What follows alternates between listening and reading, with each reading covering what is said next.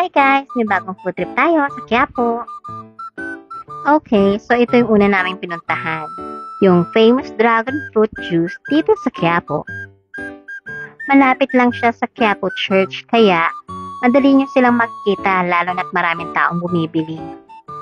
Iba-iba yung presyo ng mga juice depende sa size ng cups, kaya screenshot nyo na lang kung gusto nyo malaman.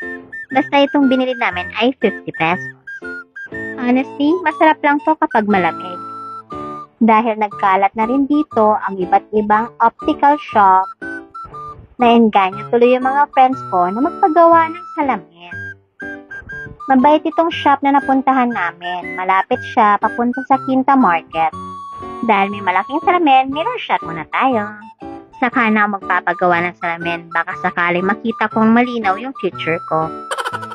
Here we are na sa may Quinta Market at papunta na kami dun sa mga famous palabok.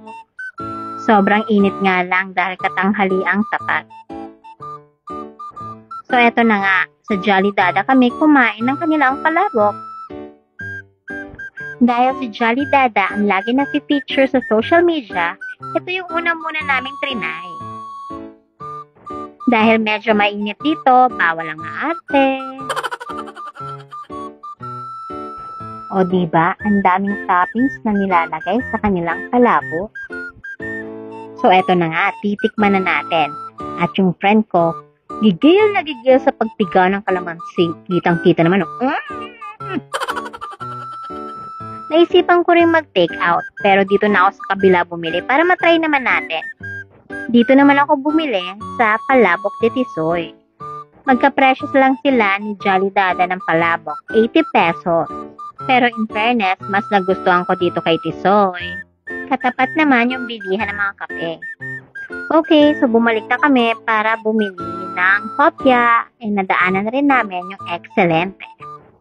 Okay, so bumili na kami ng hopya dito sa Kim Chong na napakasarap, sulit na sulit. Di kayo magsisisi. Okay, sa susunod muli. Bye-bye!